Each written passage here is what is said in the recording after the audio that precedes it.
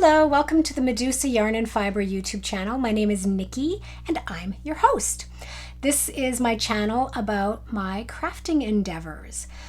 Today is a floss tube again, so it's going to be all about my cross stitching. And I will soon be uploading a video about knitting because I have a couple of finished objects in knitting that I can't wait to show off. So if you're any sort of fiber enthusiast, not just a cross stitcher, make sure you watch my knitting videos as well. So it's pretty impressive that it's been only 2 weeks since my last video. If you're a regular viewer or a long-term subscriber, I've trained you not to expect much from me in terms of consistency. Usually it's several months. It might be every day for a while, and then I'll disappear for 5 or 6 months. So I'm pretty proud of the fact that I've come back within 2 weeks. But because it's been such a short amount of time, the amount of stitching I've done won't be as much. So I have 3 works in progress that have gotten some love over the last 3 weeks, or 2 weeks, pardon me. A couple of new starts and a couple of new charts that I've purchased. So not much haul today. So today's video is going to be pretty short. So first of all, in no particular order, let's talk about my works in progress.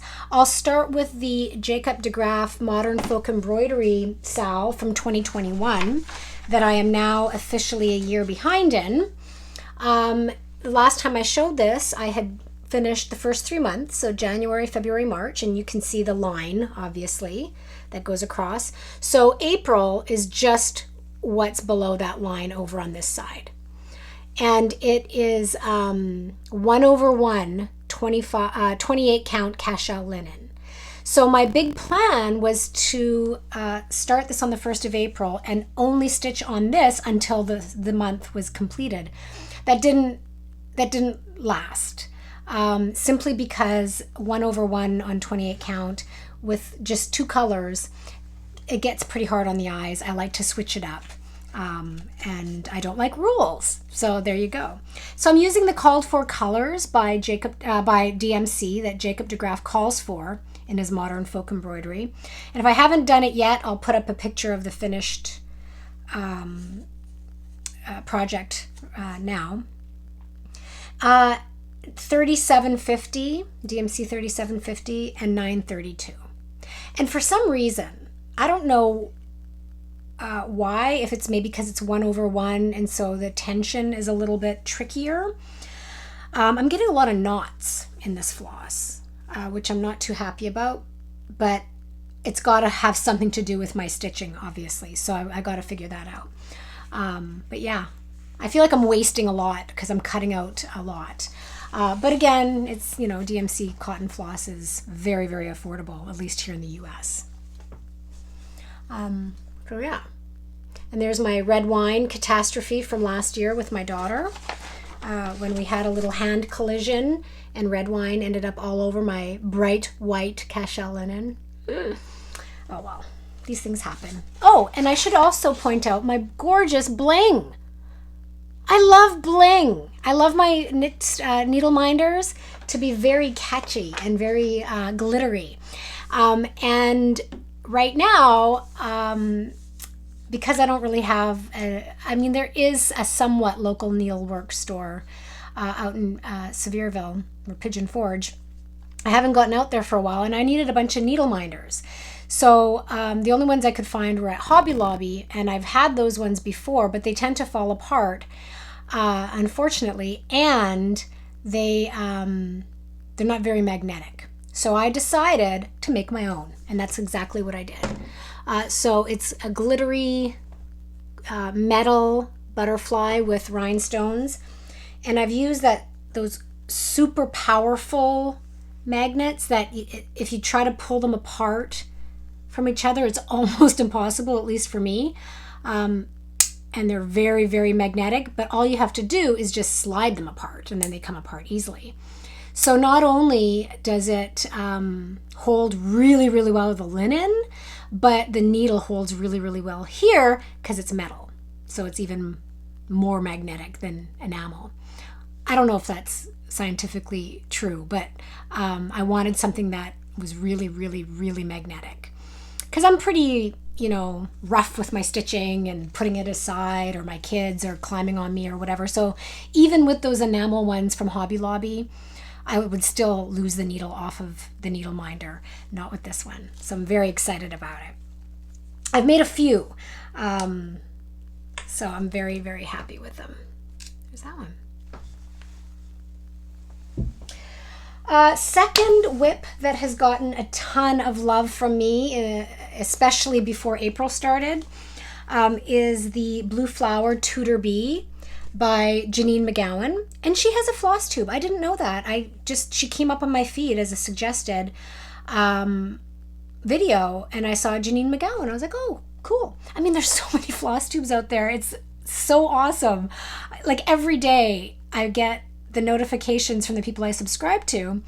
And then every day there's like new people, new to me, people in my feed, and I just love it. It's, you know, I could spend an entire day watching Flosstube and it'll all be new people to me.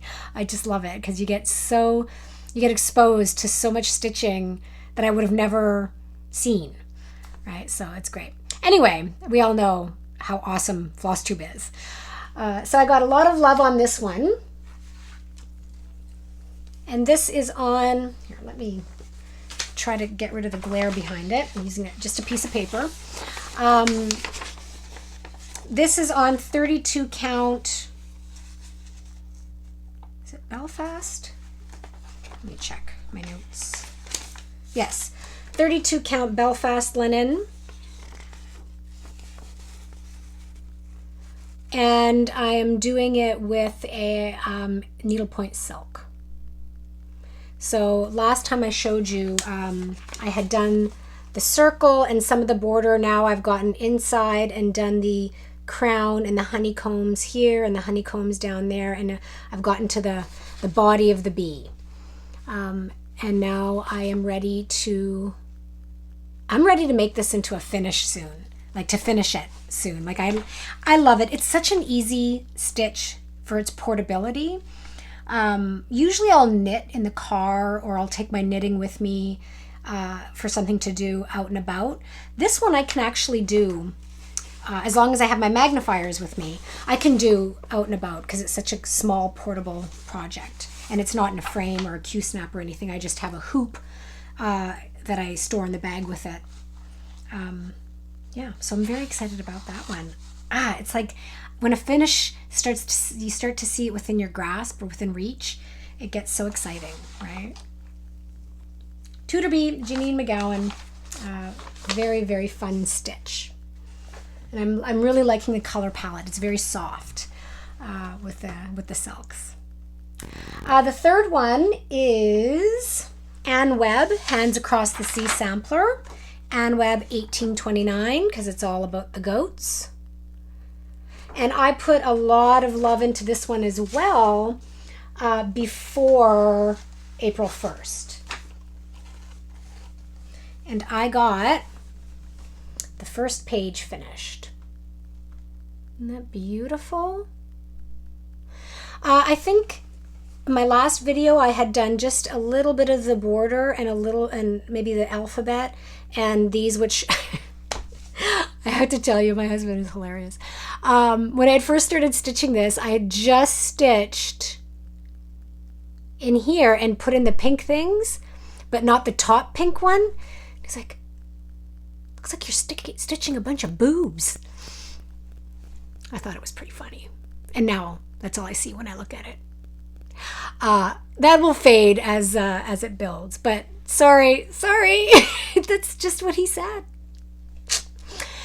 So yes, I absolutely love it. And this is 40 count Newcastle linen in the cream colorway.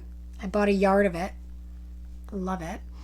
And Soie d'Alger silks, all for the called for colors. So what I'm very excited about with this one is that you see, so I stopped it after page 1. I didn't go any further because it was April 1st and I wanted to work on the sal. But see these two brown lines right here? That's the top of the goat, or the goat's back. So I've gotten to the first goat. So this will be getting a little bit more attention now that I've shown you the finished first page. So those are the only 3 whips that I've worked on.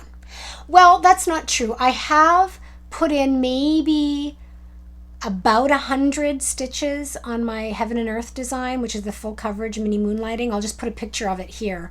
It's a mini full coverage, but I'm not going to show it to you. It's not in the room, and it was just filling in some of the confetti stitches and a little bit of the same, so it's not really worth showing. It's no significant progress that anybody would even notice. I hardly notice it, so I won't even finish it or show it to you, sorry. So yes, those are the 3 whips that I've been working on. 2 new starts. The first one is the Plum Street Sampler Harvest Keeper that I knew I wanted to start. It's kind of an autumnal fall stitch, but I don't care about stuff like that. I'll stitch anything anytime, usually. So it's this cute little, what looks like kind of like a witch or some sort of folklore woman tending to some beehives.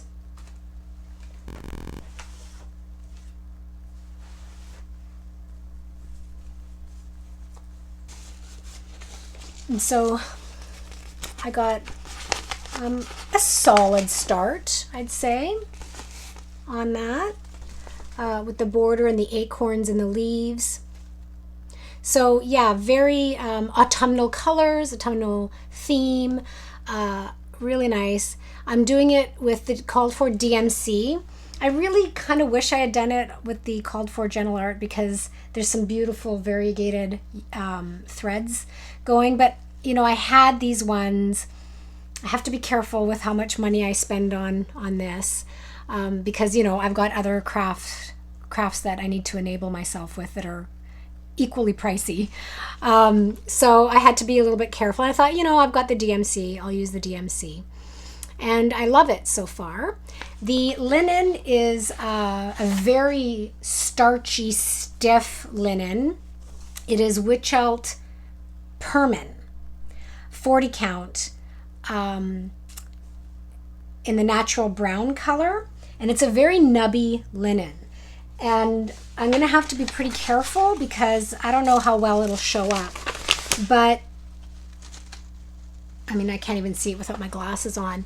But I don't know if you can see, but right above this curly Q is a nub of linen so big that had I ended up having to stitch over it, it would have looked really weird. Like I would have had to figure out how to just stab right through the nub. Which would have been fine. I mean, who cares? It's just stitching, right? But I don't want it to become a problem where I'm constantly having to maneuver around the nubs. But then it's the nubs that I love because it gives it that rustic, old feel. So, you know, you gotta take the good with the bad with the good. So it's a very stiff, structured linen that I'm enjoying because you don't lose your needle out of it. Like when you stick your needle through, it sticks if you pull your hand away. So it's that kind, but it's still soft. It's not like working with a rough Aida. It's nice and soft. So, or not a rough Aida, but a harsher, a harder Aida. So I really, really like that one. It's been getting a lot of attention from me. My other work in progress is my other new start is Ink Circle's Hanky Pysanky. And I talked about this one and how this was going to be something really special because Pysanky is an ancient Ukrainian egg art form that I also do. And I do plan on doing it this Easter, which is next weekend, so I have to get on it. Anyway, how about that? Well, it's a little bit better. I need to make a design board, but you know, there's only so many hours in the day. That's my start, except the orientation should be this way. Isn't that beautiful? Now what I plan to do and I'm going to say it here so I feel like I will have to follow through for accountability, is this year I'm going to do an egg with this pattern on it. And maybe every year I'll do an egg with a corresponding pattern. That's what I would really like to do, to sort of honor Ukraine, Stitch for Ukraine. Love it. First time ever doing, or ever stitching on black fabric. This is a 32 count Belfast black linen. And I love it. It's amazing, but it's trickier. You know, the light has to be just right. Otherwise it looks, I get these weird optical illusions, and all I have to do is like turn it slightly and then it becomes this beautiful gridded linen. And then if the light, or if I shift, then it becomes like this thing, this hard to read thing where it just feels like there's no squares, there's just zigzags, I don't know, or diagonals. If you've ever had that experience with black Belfast linen, let me know. I suspect it would be better if I was doing a Lugana or even weave or something like that, or some sort of cotton. Maybe it wouldn't be happening, but because this is my first experience with black linen, that's what's happening. It's not a problem. It's just something I have to keep readjusting so that it doesn't mess up my stitches. Yeah, now this one, speaking of Ukraine, I've also picked up a couple of new patterns from a Ukrainian designer. And this first one I'll talk about is called the Flower Galaxy, and I don't have a picture of it. I downloaded it from Etsy, so I'll put a picture of it here. It's called the Flower Galaxy, again on black, and I'm going to do it on black with those blues. It's just amazing. I saw the Rocking Stitcher. I don't know. She's, I think, in Belgium. No, Netherlands? I don't know. Netherlands, I think. And she's a great, interesting floss tuber who does tons and tons of full coverage. And I was watching her floss tube, and she showed this one that she was working on, and it was beautiful. Just a really nice color palette. So I went and I got it from 2x2 Stitch Art, I think is the name. That's what's at the bottom of the pattern. But if it's wrong, I'll link everything below. So that's one. The other one was a free pattern that we all have heard about, I'm sure, and that is Modern Folk Embroidery, the Peace pattern that Jacob de Graaf designed to draw awareness and help. And he's got a link on his website that you can use. So the link that he gives to go and donate to a good cause didn't work when I clicked on it, but I'm going to give it a couple days and then try again. But otherwise it's a free pattern, and a lot of people have stitched it already, and it's beautiful. I've got some blues and yellows kicking around. I'm not too worried about getting the exact shade. So that's it. Nice short video, 3 works in progress that are getting love, 2 new starts, and a focus in the upcoming weeks to focus on Ukraine. And I think that maybe that will be my Mania plans. I don't know. Tell me what you're doing for Mania if you're participating.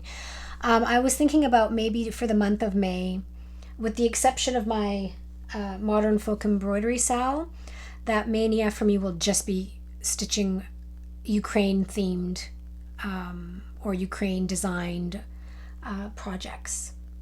Maybe that's what I'll do. What are you gonna do? And if you don't know what you're gonna do you want to do Stitch Ukraine Mania with me? Yeah, so I'd like to hear from you. If you have any comments or questions, please let me know. Don't forget to hit the like button, the subscribe button, the notification button, all the things to be notified whenever I upload a new video. So thank you for watching, and happy stitching, and we'll see you soon. Bye-bye.